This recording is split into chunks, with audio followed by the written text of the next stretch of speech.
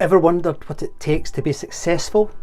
In this video, I'm going to give you 3 steps that can maximise your chances of getting what you want from your career and your life.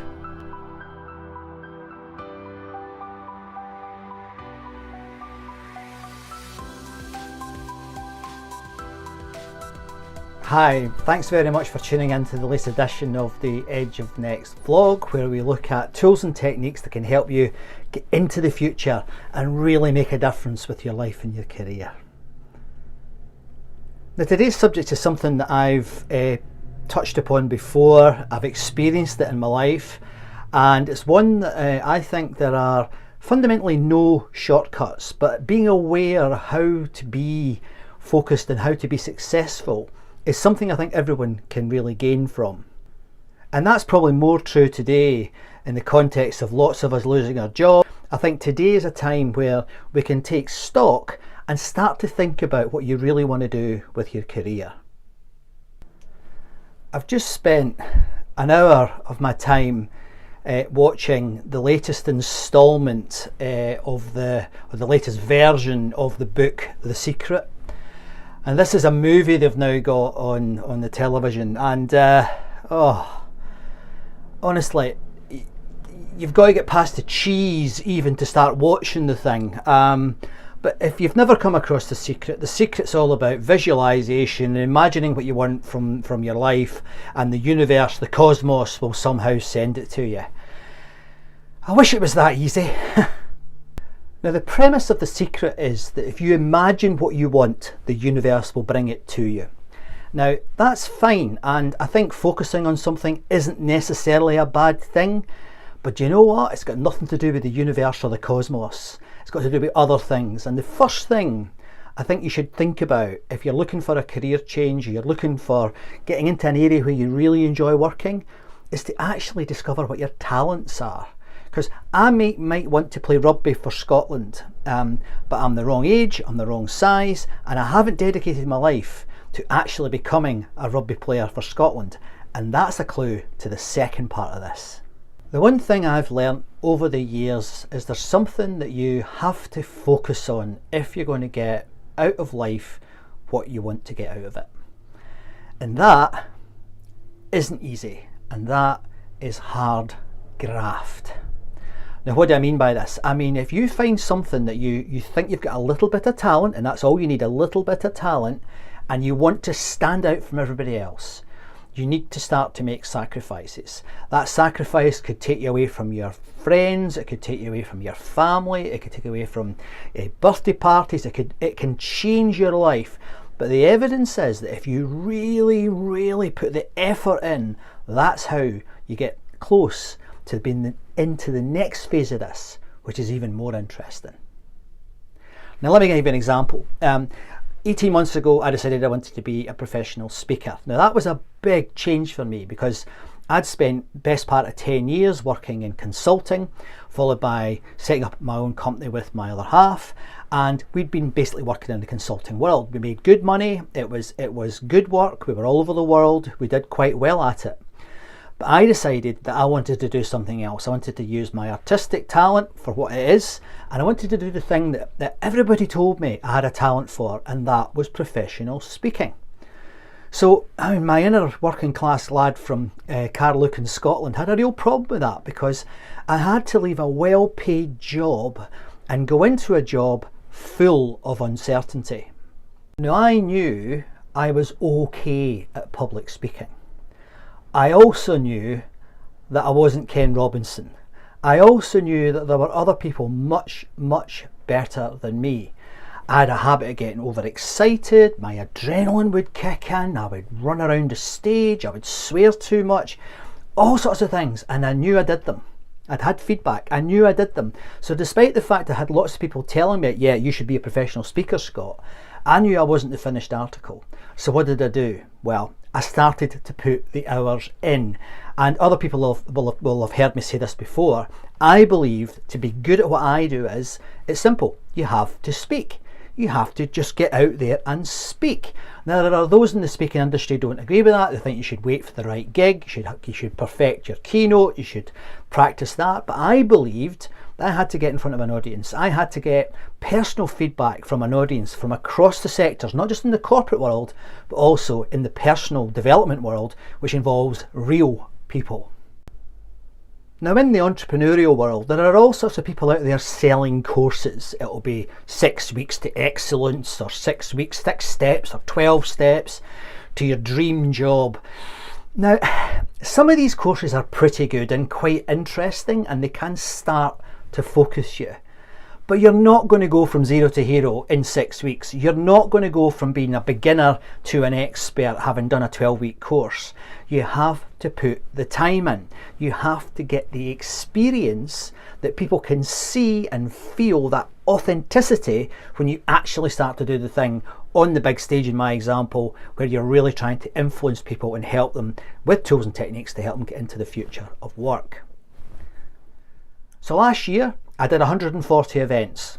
That meant I was travelling up and down the country. I was going to pubs and clubs, literally, to speak to 20 or 30 people. I was trying ideas out. I was trying to test where the idea worked, or where the tool really resonated with the audience, where the laugh worked when I occasionally used humour. And that started to inform how I built my speeches for the bigger stage. Now, that experience is so important, and I have to be honest, it was hard. It took me away from the house. I had to travel a lot. I didn't spend as much time with my children as I would like to have spent. But I knew that if I stuck at it, and because I had a little bit of talent in that area, that perhaps I could be good at it and make a living out of it. Now, as I've always said, and as I've frequently found, sometimes the poets say it better than I ever could.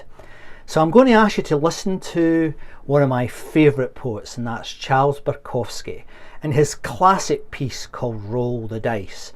But please hang around to the end of the poem, and I'll give you the formula with the secret ingredient that will show you how you can be successful at whatever you want to do, where you've got the talent, at work or at home. Over to you, Charles. If you're going to try, go all the way. Otherwise, don't even start. If you are going to try, go all the way.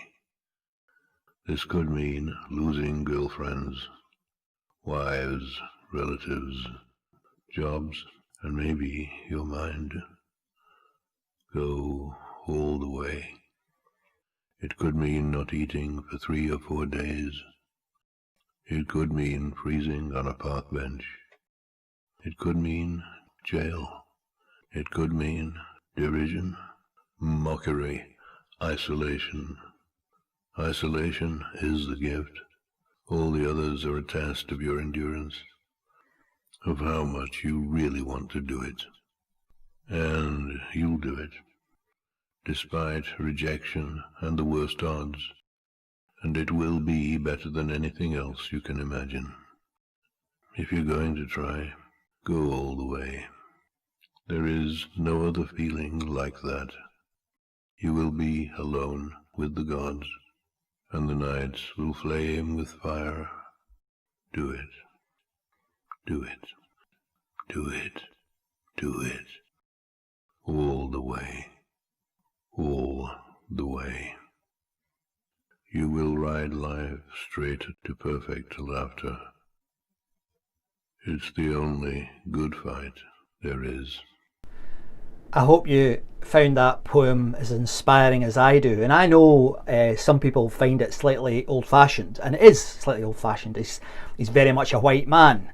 However, I think the sentiment in there really resonates. Certainly it resonates with me, and I love the line, isolation is a gift, and it doesn't always feel like that just now, does it? But it does allow you to put the time in to actually get good at what you want to do.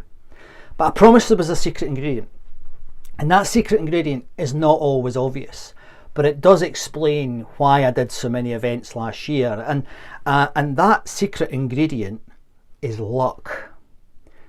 You can talk to anyone who's really successful, and they will tell you that something happened, something lucky happened. So for me, I grew up in a council estate in a fairly rough part of Scotland. There was no way I should be doing what I'm doing for a living back then. If you I even say to my father now what I'm doing, he's not quite sure, and I'm sure he's not sure why I left a well-paid job to do the work of a professional speaker. But I bumped into people throughout my life just by pure luck. I had a professor at university who inspired me. My first wife, Julie, she came from a different place to me, and she completely changed my perspective on how I could aspire to do better. I then, bump into a girl at a bar in London, and she ends up being my partner, Samantha, who again has nudged me forward to get better and better and better at what I do. And I do believe, it's a bit of an old trite saying, but I do believe the more you practice, the luckier you get. And that's why I did some mini gigs last year on stages that were not paying particularly well, and some of them weren't even paying at all. I know that's blasphemy in the speaking world, but that experience led me to work in interesting companies all over the world. So for me, luck is the final, but perhaps the most difficult part of the formula. So let me remind you what the formula is. The formula is you have to find something you've actually got a little talent for. There is no point in me wanting to be a basketball player. I'm 5'9". It's not going to happen. The second thing is you've got to be prepared to put the effort in. You've got to be prepared to graft.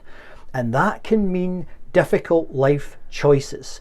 That can mean changing relationships. You can lose relationships. That can mean not spending the time you'd like to spend with your family and friends. But that sacrifice is something you must put in if you're going to emerge from the period of growth to do what you want to do. And then finally, luck. Now, that's a difficult one because it's very difficult to create luck. As I said, the more you practice, the luckier you get. I think that's true. But I think you get lucky when you spot things. You're looking for opportunities. You're talking to people on the train or on a Zoom call. And that combination of talent, determination and effort and luck is the key to success. Thanks very much for listening to my latest podcast. If you've enjoyed it, please hit the subscribe button down here in the bottom right hand corner. And if you want to get notifications of all my videos as they come out, hit the little bell and you'll get a notification that I've produced another video. Thanks very much.